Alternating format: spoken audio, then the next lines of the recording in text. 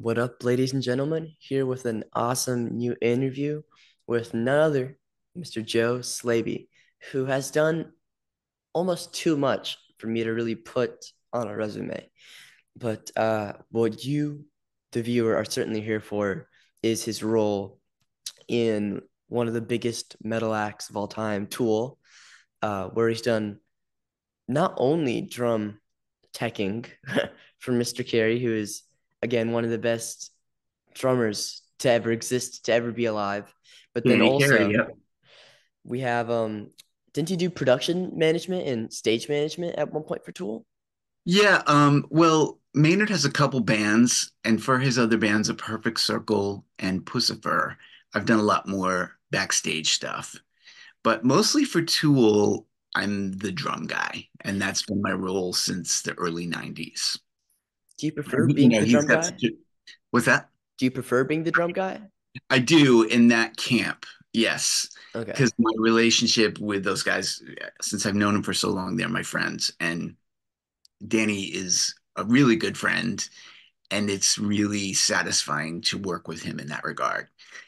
I am a drummer myself, and I've worked for a lot of well-known, respected, amazing drummers, and I just love to be a part of that. Even though I'm not performing, I'm getting to watch those guys, men and women, play every day, and that is really exciting.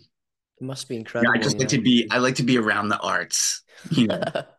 My wife is a writer, and I love to go to things with her. And when I'm on tour, if I have a day off, I like to, catch a symphony or go to a museum. It's, inspiring. And you know what that reminds me of? On your Instagram, Hmm. one of the favorite things of I think all fans, regardless if you were like a Perfect Circle fan or a Pussifer fan or a Tool fan or a Primus fan, was the short videos that you did. I missed the tour. Sadly, I'm still angry at myself that I missed the tour, but those videos really made up for it. What gave you the idea to just, go out there and ask people, from the truck drivers, which I was really impressed by, the truck drivers to freaking Les Claypool, just everyone, Yeah. which is really inspiring. You're right. I like to give people an idea of what's going on. So, and I know there's a lot of fans who are curious about that kind of content. So, um, in some ways, it's just giving them respect because I see how hard they work. Like at one point, I made a quick little clip where I go to all the roadies on the Tool Tour, which there are many, and I say, which department do you think works hardest? Because in that world, we joke, lighting people and sound people have kind of a rivalry. And now there's lots of video people, and on Tool, there's laser people. And across the board, every department said catering. The catering people are the first people in the morning. I am rubbing the sleep out of my eye walking in, and somebody hands me a breakfast sandwich before I go to work. It's just and it's true in the restaurant business. It's true all across the board that those people are some of the hardest working people you'll meet, and they bond. And even though they were the first people in and the last people out, they stay up together and they party together and stuff. So that Yeah. when I made that, I realized, oh, people are curious about those things. People are curious about like what's the bus like and how many trucks are there on a Tool tour, and then sometimes you just meet people day to day. I'm say working at a festival or something, and it's interesting to meet cool people, and I say, oh, can I do an interview with you. So yeah, and keep them short, keep it kind of Of course. interesting that way. I'm going to the Mastodon, Lamb of God, Carey King, and Malevolence show, and I'm gonna see if I can sneak in like one of those little tiny microphones and get like a 60-second interview with literally anyone. Because those dudes, like especially like Randy, is like Yeah, such a cool guy, and then freaking I don't yeah, know why Carey King. How did they get Carey King? But Carey King's just there. So I'm gonna try to take your strategy to heart, and we'll see if it happens or not. But excellent. I'm I'm gonna have I'm it with me. happy if I can inspire a burgeoning journalist. Oh yeah, of course, it was extremely inspiring. Yeah, And the fact that you get to and work with all these incredible people is just So awesome. It really The, is. the first time I did something like that was with Danny, and in the comments I noticed everybody was like, "Oh, he's so nice," and I was like, "Oh yeah, people know that he's a really talented drummer. They've heard him on records and they've seen performances, but they don't know he's like one of the nicest guys." That could be true about, three or four of the drummers I worked for. Mhm. The first guy I worked for, Stephen Perkins from Jane's Addiction, nicest. Yeah. I mean, I'm blessed in that way. Tim Alexander, nicest guy. He's Josh so Freed, cool. nicest guy. So that energy, if you can show a little bit of that to Mhm. fans, that, I mean, I guess nowadays it's easier to see interviews with people than it used to be, but I am thankful that because in that sense, my interviews go out more and it helps me out. But like what you're talking about, that is so cool. I see that reflected in yourself. Like Josh Freese is up there with, with Mr. Carey as one of the best drummers of all time, just not based off of drumming skills alone, but just off determination and working with literally mm, everyone and just seeing how skillful and how I guess like an octopus in the same sense that people call Mr. Danny Carey the octopus. He's the yeah, octopus, but for a different, not for having a bunch of limbs as much as Mr. Carey, but almost because you can sneak around everywhere and get into these cracks and play with everyone, which I yeah. assume can say a lot about someone's personality. If you can play with freaking, the Foo Fighters to this to that to Oh my everyone. God, if you hang out on a day off with Josh, you're in, say, the grocery store and something comes on and he goes, "Oh, I played on this record." Every third thing that comes up. And Yeah. another thing about a musician like him is so hardworking. One of the tours I did with Josh was with the bass player Sting from the Police, Yeah, yeah. who's, legendary and, also a really nice person who works really hard. So, everybody's in the rehearsal room. There's usually typically a rehearsal period before a tour begins. And for me, being the new guy, I'm really excited. I'm trying to make sure everything's perfect and everybody's kind of chatting. And then the door opens and you see it Sting, getting dropped off from his car. And everybody goes to work. It's just like his tech holds up his bass, he puts on his bass, everybody puts down their phones, and it's like time to work. And then they go through stuff. And as a professional, he's saying, let's do it this way. He's changing some things, changing tempos, changing phrasing, and everybody is remembering it because, of course, he's hiring some of the best musicians there are. And I was like, oh, this is how the pros do it. I've only ever played in kind of average to crappy bands where everybody's tired because they all work 9 to 5 and no one really cares that much about remembering things, but it's like that's next level. And that is an inspiration to me. That's like, oh, if you're going to show up to work, be ready to kick some ass. Do give it your best every time. Like Josh did so much session work, recording on records where every beat counts. That guy doesn't hit the bass drum beater without the bass drum making really strong contact. Everything's strong and direct, and it's with purpose. So you see that day to day, day in, day out, and you go, oh, that guy never dials it in, you know? So then you start to go, oh, I've got to bring my A game. Even though, basically what I'm doing is unloading a truck and setting up some drums, tuning up a snare drum. I want my contribution to that whole thing to be excellent. Same with Tool, right? Those Yeah. guys, they've spent a long time putting that music together, developing it and refining it and making the newer record has these 10-minute songs. And those guys aren't messing around. It's like they're showing up and they're like, we have this great responsibility to put on an excellent show. We want to perform this music. And so they'll be like 7 minutes into a 10-minute song at rehearsal. And then, wait a minute, let's stop. Let's talk about this section and everything. And everybody on the sidelines, like me, is going, oh, damn, they weren't just trying to get through that song. They want to get through the song at a high level. It's inspiring. Oh yeah. And And I have that, to. Continue. No, no, go ahead. I was gonna say that I was lucky enough to be at the tool show, and Hmm. me and my dad did some sneaking around, and we got to like a really good seat that was empty, Excellent. because for some reason no one bought it, and so we were sitting there, and it was so amazing to see. Like the show is incredible, and the one thing I'll always remember is I left school early to go get a poster, and I was running, and it was raining, and while we were in that line, the one thing you could hear louder than anything else was the freaking sound check.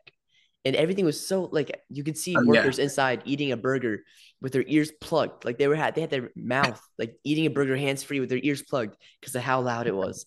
And the only show that I've seen louder than that was Swans. And those are in Hmm. completely different wavelengths in terms of what they're achieving with their sound. But that was just so crazy. And it's funny you brought up Sting because Andy Summers, the Police guitarist, will be interviewed by yours truly, hopefully in the next month or so. Oh Which is wow. really cool. We were already scheduled and we had to move some stuff. So I'm really excited for that too. But I will watch that. oh yeah, please do. That's Andy's gonna be one of those guys legendary. that he's a good storyteller and he's got a lot of stories. So that's going to Oh be a yeah. good I'm one. gonna ask him about there's a story circulating that no one's really asked him about, which is he was on holiday with this movie maker and they were on mushrooms and they did apparently some crazy stuff. It's I really want to see what actually happened that night because it's like it's storied. Excellent. It's like a I'm legend, so, you know? so going to watch that one. That's great. And I'm a huge police fan as well. oh yeah, same. It's so inspiring that the all those same like Tool on the top of their game and kind of doing the most, which Yeah. is what I really, with with Mr. Summers guitar parts. It's always the Hmm. craziest stretches and Yeah, it's, he must have chord long changes. hands. Yeah. Yeah. Like the Every Breath You Take riff. Dun, dun, Yeah. dun, dun, dun. Yeah, And yeah, then with Mr. Copeland, he's going ham at the drums and then Stinks, keeping it all together with those, like jangly bass lines. It all yeah, makes a perfect band in my opinion. Same with Tool, just I guess a more hard sound. Like yeah, Flood was incredible to see. And that kind of when you hear the song Flood, you don't think of Numna or that's the Tempest, yeah. or you don't think of something those classic Tool songs, but it's the highlight when it's just grimy and sludgy and the freaking confetti comes down and it's like no one expects the confetti to come down when Yeah. it's like I slow think and I think that was Adam, the guitar player, and Junior, their light designer, came up with that. perfect. Years ago, they used to use confetti in one of the really quiet parts of the show. Is like just to sort of reinvent what people's expectations of an effect like that.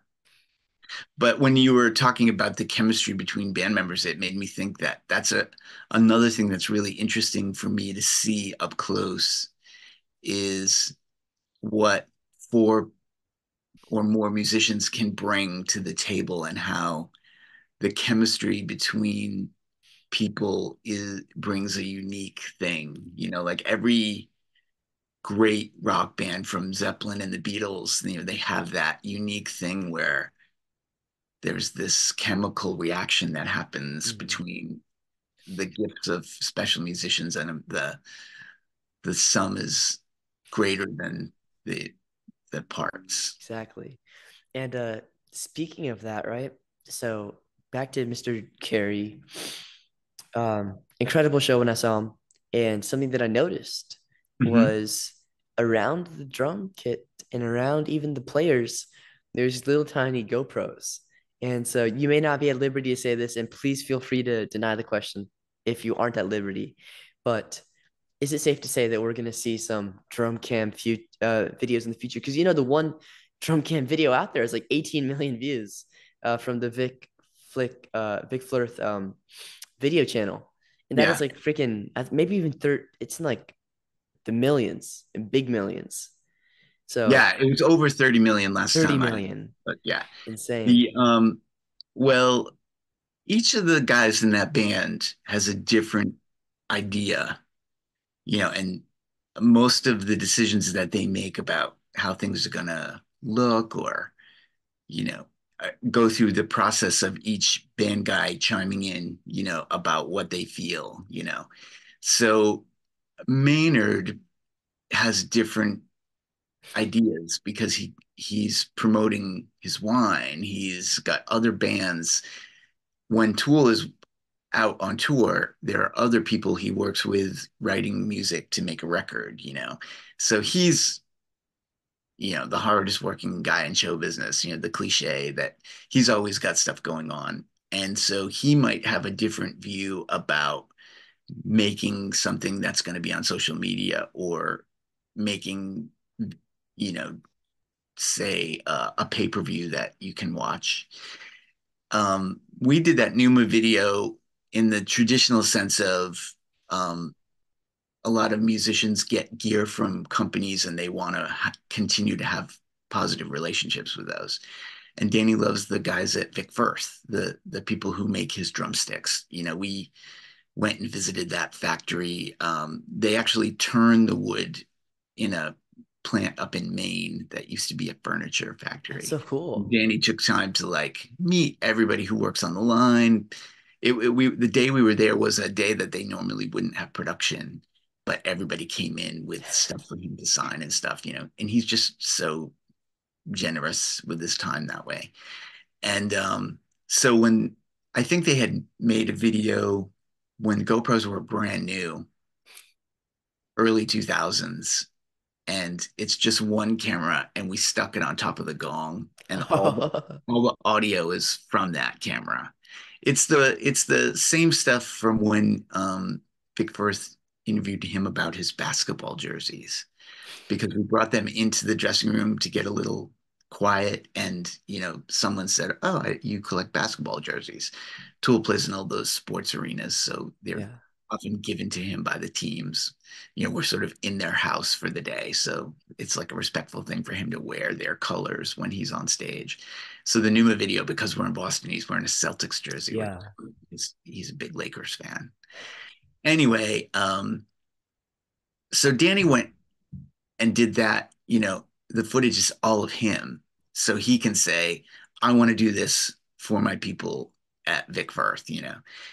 But not everybody in the band agrees that they want to release live footage. But it's good for them to have it. So they are recording stuff in various ways. Like they typically record every live show. Mm.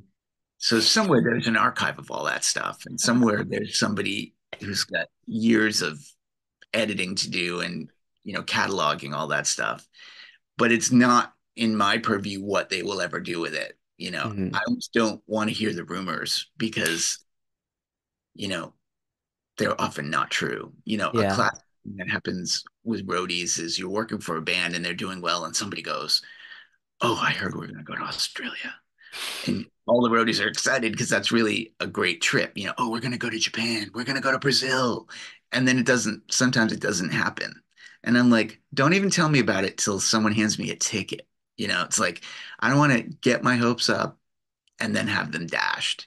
And similarly, I don't want to spread any rumors to rabid tour fans who love a band I work for. It's like, yes, I agree with you. Some of that footage is amazing. Like I was happy that Danny decided to do that Numa thing because I see that close up and I go, there's so many drummers that it would blow their minds to see this close up. And so I thought it was cool that he did that. And in a similar way, if I can bring a little light to, he's got a piece of gear in his kit called the wave drum. And so many people have been asking me that over the years, because I've toured with them for quite a long time, that for me to just do a 5-second thing of what it sounds like, and people go, "Oh, I know the Tool song that sounds." Yeah. The really diehard fans, they know certain things. So, and also because it's a rare piece of gear, it's not a piece of gear you see at every shop. Mhm. It's fun for people to go, "Oh, that's what that thing is." So, yeah, so getting back to answer your question about video, I don't know what they'll ever do with it or if it will ever surface. You know what? I will ask Maynard myself when I get Oh, that you interview think? in a million years. Okay. I've been in touch with the publicist, and Mrs. Monica is super Yeah. nice, and Yeah. she actually hooked me up with a Melvin's interview with their drummer. So that's Yeah. really exciting, and I'll get that in September. I'm a But huge Dale Crover fan he's for so cool. multiple reasons. Yeah, nice person, amazing records, great drummer. Yeah, And Buzz, like the sludge, it's what really inspires me is when like, you can't even hear any notes really. And it's yeah, like the beginning of a song, it's complete sludge and griminess, and it's beautiful. yeah. Well, let's get back to your, I guess, drum tech duties. And Okay. this is a question I think you'll be able to answer, which will be with a kit as monstrous as Mr. Carey's, which is just like when you look at it from pictures, it's like insane compared Hmm. to the drummer I play with, Jack, who's like my neighborhood friend. Like his Cool. his drum kit is completely smaller than that. How long does it take for you to set up and disassemble the kit? Well, setting up is takes longer because that during the day is when first thing change drum heads, Mhm. and Danny's got 6 or 8 acoustic drums in there, and some of the drum heads we change more frequently than others. The ones that get played the most, the ones that are sort of in the middle of the spectrum. The highest ones and the lowest ones, like the gong drum, doesn't need to be changed every day. So I have a running uh, The tab? tab in my brain, so I know, oh, tomorrow I got to change those 3 drums. So in the morning, um, all the trucks are dumping, the lights going first, or the catering goes in first, then the lighting, and then, the audio doesn't get to go in. On the tool show, we set up the stage in the opposite end of the arena, and the carpenters come in and build the stage set, which is, risers that some of them have lights underneath them and stuff. And then once that is happening on the other end, where the stage will eventually be, is the lights are being built on the floor, and then they get raised up on motors. And then all the same thing with the PA. The PA stacks are on the floor and they get built up slowly over time. Then I can set up the drum kit. So in the morning, they don't really need me in the arena. So we're emptying the truck, and then I can open my cases, change some heads, pull out the computers if there's some changes that have to be made. Sometimes we had a problem with something during a show, and it's like possibly a cable. So you test the cable and make sure the connections are good. And if they're not, you solder them and put it all back together and just get everything ready. Then we forklift the gear onto the stage when it's in the opposite end, and then I start building. So that whole process, working with a bunch of labor stagehands to get the stuff off the truck, get it onto the stage, and then build it in place on the stage, put all the microphones in and connect it all, can be 4 hours, often less, but sometimes 4. And if we're going into certain situations like a festival, I already know I have less time available to me. So I might not have the time to be really delicate and finicky. Sometimes it's just like, okay, we don't have it all day to do this. Just build it as fast as possible. And sometimes at a festival, say, we know Danny's not going to do a solo, so we won't set up that big Oh yeah, 6 inch gong. Or sometimes we don't have to set up the modular synthesizer that he uses that's the during the solo. coolest. It's Yeah. so cool. So yeah, 4 is a safe estimate leading up to a line check, and a line check is where the stage crew plays through all the gear so we can make sure the whole signal path is working, from the mics to the monitor to the front of house. And then the front of house audio engineer will listen and we'll play a little bit for that person. And then everything is ready for Excuse the me. band. Bless you. Thank you. That's so Um, cool. Loadout is different because loadout, you just kind of, you want to get it all in the truck. And there's often like a motivation because the drive is long. So it's like the most time we can save on the loadout is better for the whole tour because then things can start early the next day. So the analogy I use is it's like a swarm of ants, everybody just pulling everything apart and getting it in the truck as fast as possible. So loadouts will be traditionally much faster. So cool. And incredible to even get to work with these bands, which then goes into my next question, which Uh-huh. is how did you get this interesting job and even working with the rest of these incredible drummers? How did you how did this start? The first thing I want to say is one thing about the Tool guys is they're very funny and they don't always take themselves that seriously. There's a lot of lore about who they are and, how esoteric their thoughts are and, the stuff that they're into and stuff. So one time many years ago, I did an interview where I was asked the same question and I answered it really tongue in cheek. And I said that there was roadie school and that I took an exam and I was placed. They said, "Oh, you'd probably be a good drum tech," and that's not true. And I feel bad because every once in a while, someone will come up to me and go, "What is that roadie school?" Roadie There are school really is good, crazy. there are really good schools to learn audio engineering, and there's plenty of production schools and people who go and study musical instrument. At a lot of music schools, they have courses in production and stuff. But my introduction to it was mostly just because I played drums myself, and I knew somebody who had toured as a pro, and that person got an opportunity to be a tech, and they didn't want to be a tech because if you pursue a career as a tech, it's kind of like in a way you're not going to be a musician anymore, which is not true. I know lots of techs that have gone on to have careers as successful musicians. Billy Howardell, the guitar player from A Perfect Circle, Yeah, yeah, yeah. He's a guitar tech. Yeah, he was Tool's guitar tech. And Matt Mitchell, who does all the production and a lot of the songwriting with Pussifer, yeah. was also a guitar tech. I didn't know that. That's cool. I knew Yeah, about Mr. Howardell, but not about Mr. Mitchell. yeah. And plenty of musicians I've worked with. The guy who was Matt Mitchell's tech on the Sasanta tour, which was the combination of Pussifer and Perfect Circle and Primus. he was an amazing musician, guitar player, and has, lots of irons in the fire, playing music with bands, touring and stuff. So they're not mutually exclusive. But so I was working with this guy in a non-touring capacity, and he got offered a gig that he didn't want, and he handed the phone to me.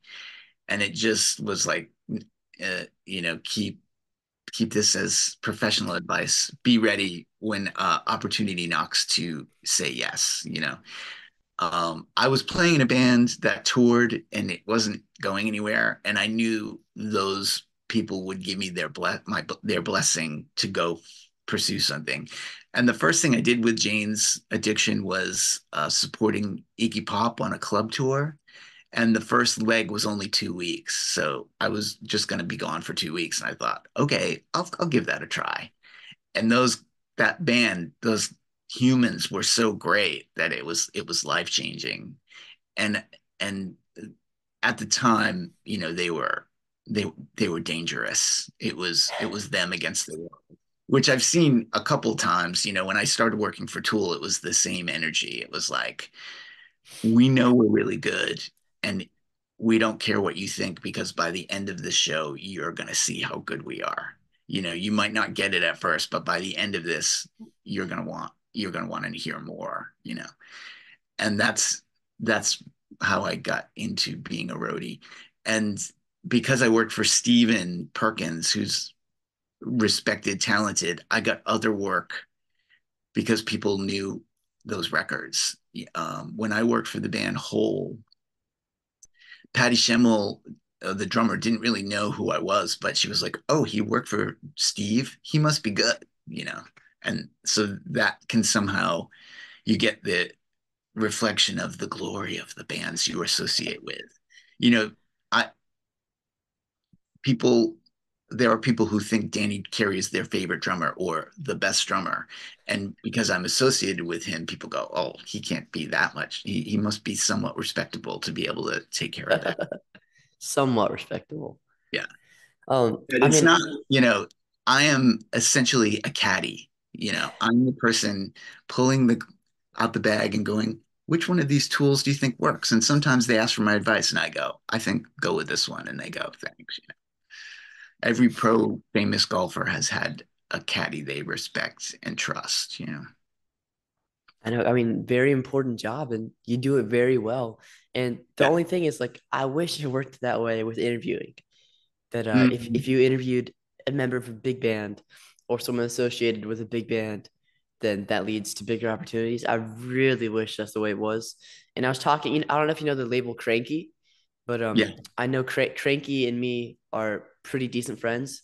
And I cool. was talking with one of their founders yesterday, and it just sucks that in interviewing, it's all about followers. It's all about I see. statistics, Yeah, which as a 14-year-old sucks because I don't have all the time to dedicate to this, and I do dedicate all my time though, and yeah. I just can't get big artists at the stage I'm at. So when like for Primus, their people are incredibly nice. Like their Hmm. publicist is like so nice. But I need Uh-huh. 30,000 subscribers to even get close to like a fishing trip with less I to Mr. see. Claypool I see. for Yeah. the Yeah. interview, you know? Yeah. So it's kind of funny. It's two-sided, but we're at a minute and 30 seconds, and I don't want to get cut off by Zoom. So Oh, okay. you're so interesting. We need to like resume this sometime. Oh, We have I to do a definitely part two will to resume this. this since I showed up late. It's the least I could do. Do you want to open a new Well, the issue is I'm going to a braces appointment today, Oh, okay, but you're booked. yeah, and then Okay. I'm going to New Mexico to go hiking. But at Excellent. the end of July, if you would be willing and if you're free in the morning, I'd Yeah. be glad to do this again. This is really fun. You're so interesting, and I've got Hit tons of hit more me up questions. again. You've got all my contact info. Hit me up and we'll do something in July. I'll be in a different place, but I'll be able to hook up the laptop. Okay, sweet. Well, thank you so much. I'm at less than a minute, and I don't want to get off by Zoom. It's been an honor talking to you, and Yeah, it's been fun. I will see you in July. Excellent. Take care, man. Yep. Have a good day. Yeah, enjoy New Mexico. That sounds great. I will. It's going to be so cool. Cool. Bye.